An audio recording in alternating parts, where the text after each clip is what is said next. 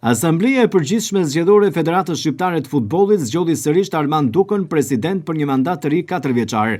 Ai nuk pati asnjë kundërshtar dhe vendimi u mor me votë unanime nga të gjithë anëtarët me të drejtë vote në procesin që u zhvillua në ambientet e shtëpisë së futbollit. Armand Duka, i cili aktualisht mban edhe rolin e zëvendës presidentit UEFA-s, do të vazhdojë të jetë në krye të Federatës Shqiptare të Futbollit edhe për 4 vite të tjera, duke siguruar në këtë mënyrë mandatin e 7 radhazi. Procesi u zhvillua në ambientet e shtëpisë së futbollit, si pjesë e klubit të futbollit flamurtari.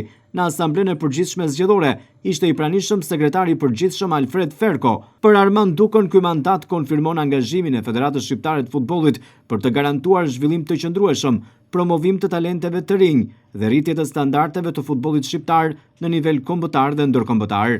Puna dhe përkushtimi japin rezultat vetëm kur shoqërohen me profesionalizëm, me efikasitet në vendimmarrje dhe me një organizim të qartë institucional.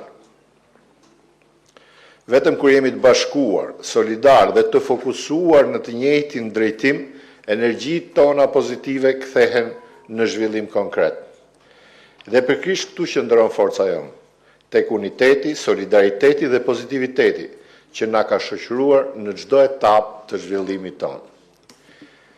Ne jemi pjesë e një loje që në themelin e saj ka respektin për rregullat e lojës, respektin për kundërshtarin sportiv, për shokun e skuadrës, por edhe për mendimin ndryshe.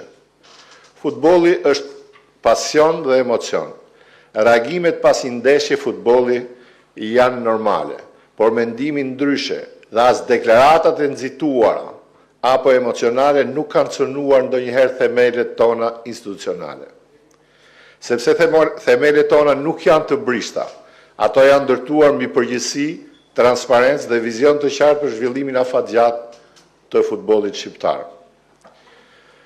Raportimet që do të paraqiten sot në Asamblenë do të tregojnë se efikasiteti i drejtimit të federatës gjatë vitit 2025 ka qenë në të njëjtin nivel me periudhat më të suksesshme të saj. Stabilitet financiar, investime të qëndrueshme, zhvillim i infrastrukturës dhe mbështetje për futbollin në çdo niveli janë rezultate konkrete, jo deklarata. Sepse futbolli nuk rritet me emocionet e momentit, por me strategji, me planifikim dhe me qëndrueshmëri. Pas rizgjedhjes së presidentit Armand Duka, Asambleja Zgjedhore e Federatës Shqiptare të Futbollit zgjodhi 10 anëtarë të Komitetit Ekzekutiv. Një prej tyre është edhe ish kapiteni dhe ish futbollisti i mirënjohur i flamurtarit Geri Çipi, i cili arriti të merrte 41 vota.